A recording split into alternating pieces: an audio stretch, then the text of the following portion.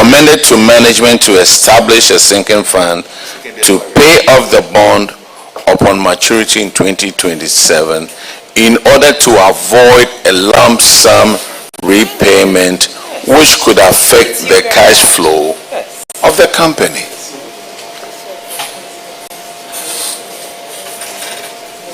So, Chair, it's just to convert it for the repayment. It's the same Temaship as investment.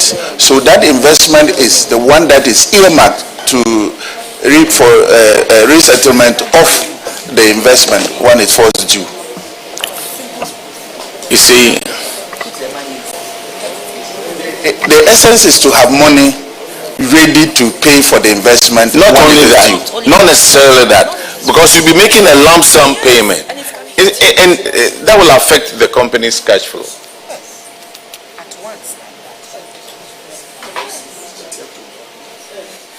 Mr. Chair, maybe what they are saying is that they already have investments which would have been either withdrawn or which would have been closed at the end of the day. But because of the repayment of this investment, the investment is left to cater for the 2027 shall it fall due. So already the Temaship Yard has money that it has earmarked through this investment with EcoBank. So that if it is due, that investment will be used for the resettlement of the investment. Could you explain why they need to have a sinking fund to them and to us and to the whole country? Honorable Chair, I think when you look at the report critically, we have indicated a reason to avoid a lump sum payment which can affect their cash flow. I don't know the purpose of the investment they have with EDC. I mean, the purpose may be different from, the issue we are discussing. And so, and also whether the value that investment would accumulate for the period up to 2027 will be enough to cater for this particular bond amount. So, it's a decision that they have to make. We have made a recommendation to them. We thought that this is the wise route to take, to set some amount of money there over a period to be able to clear the debt when it falls due. But if they have decided to use the investment that they have at the moment, the question is whether the value of that investment 2027 will be adequate to cater for the bond amount, and whether when they pay using the investment value, the cash flow of the entity will be intact or will be sufficient to carry the business through. So these are some of the dynamics that they would have to look at and then take the firm decision on this. Thank you.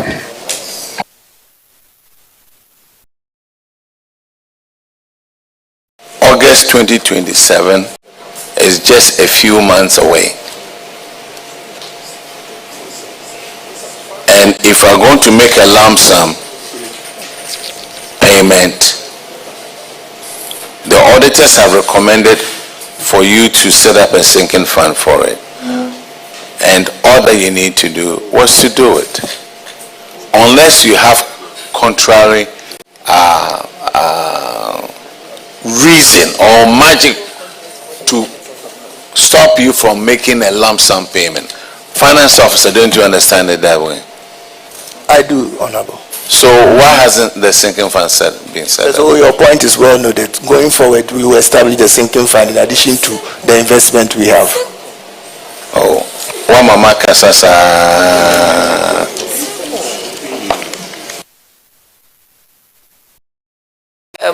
And respectfully, we would want to have evidence of the establishment of the sinking fund, and also to know currently the value of the bond.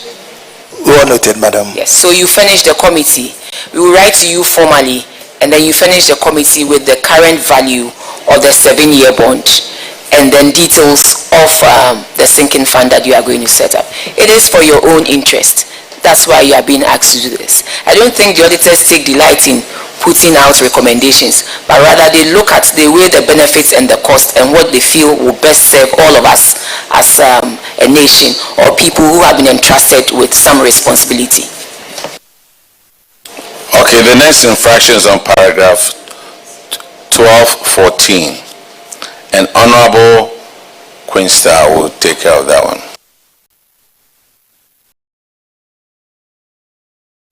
Thank you, Chair. Your minister is my strategist, so you are welcome, strategist. So, page, what did you say? I was just thanking you. Okay, for being my strategist, isn't it? You are welcome.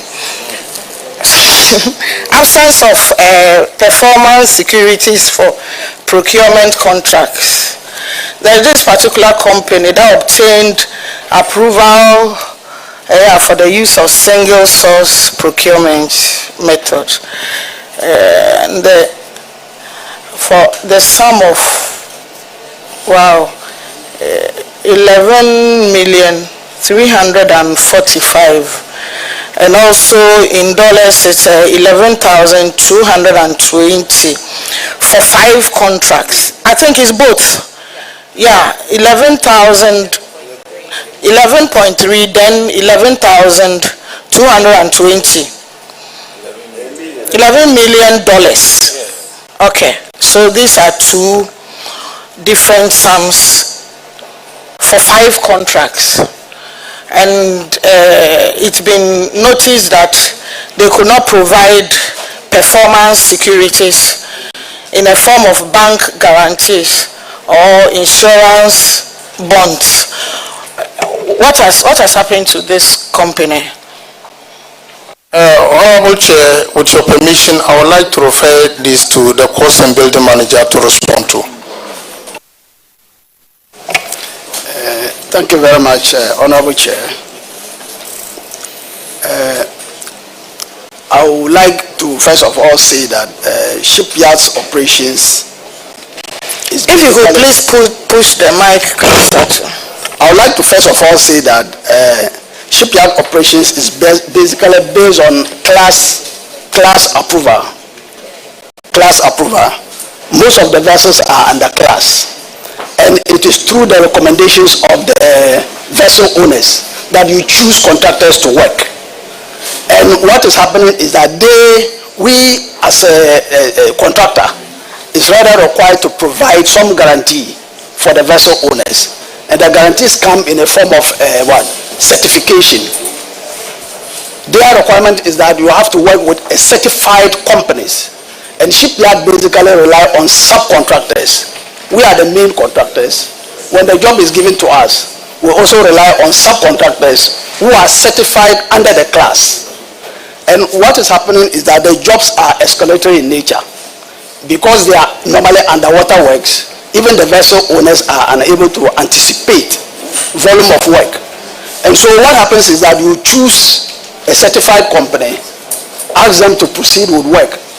During progression of work, you see that the work expands because the defects are discovered based on surveyors' recommendations. And basically that's what happens. So shipyard rather provides the guarantee for vessel owners and not the vice versa through the contractors. So that guarantee has been provided, is that what you're saying? Yes. Has it been provided for yes. Now? Yes, the guarantees have been provided. Can you confirm for me, please? Yes, Honorable Chair, it has been done. Thank you. Yeah, okay, so thank you, Minister. Sir, I was really interested in what you were telling us. Okay, so I want you to lecture us on what the company really does, because I find it very interesting. And so. Okay, so the company is basically a ship repair yard. It's more or less a workshop for vessels. And most of the vessels are under class society. Every single vessel is under class society. A contractor... When you say under class society, we the lay people here, we don't understand. Break it down to us, lecture us. Okay, the class society, normally they come in different groups. We have ABS, American Bureau of American Bureau of Shipping. We have BV, Bureau Veritas. We also have DMV. Those are the classes every vessel is required to be registered under.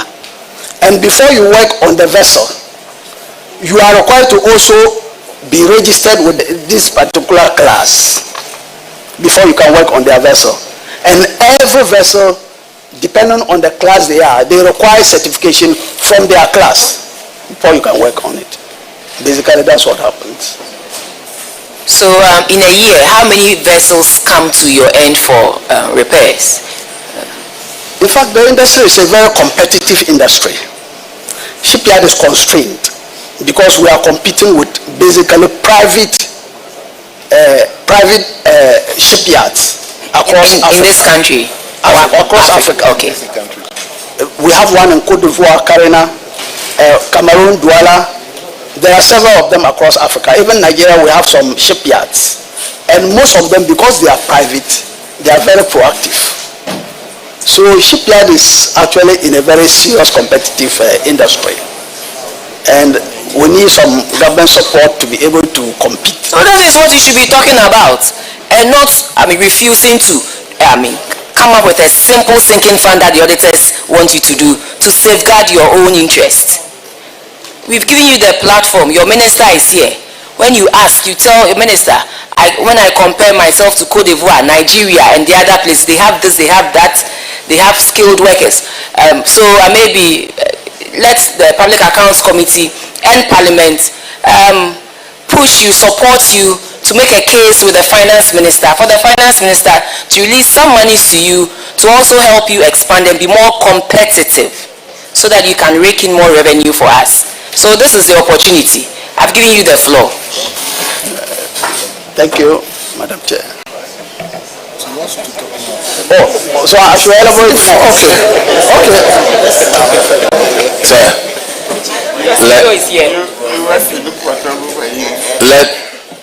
I will let sleeping dogs lie. It's interesting. It's interesting. It's interesting. What they do is really interesting. But he's not ready to take the platform. No, the CEO is here. So the CEO. Well, when we come to the other ones that you'll be asking, I would address them all together. And the industry is a very competitive industry that require huge capital intensive base and requires huge investment. In fact, when we took over, there were challenges, because if you look at the time those investments was made, they were made in 1970s. There have not been any massive improvement on the infrastructure base. But as we have taken over, we have rake revenue, we are redeploying most of this into an investment. Because at the moment, currently, a lot of things that we're doing a lot because even the pump house itself was not even fit for purpose. With the support of the minister, we have done all what we could, because when I took over office, we were just greeted by red taps at that place. But I can state on authority here that the situation is not as bad like the way we think. The notion was that even... I have given you the floor, you are only lamenting. I have given you the floor and you are only lamenting. Let's go straight to the point. Clearly, even in your assets, I see a huge drop. So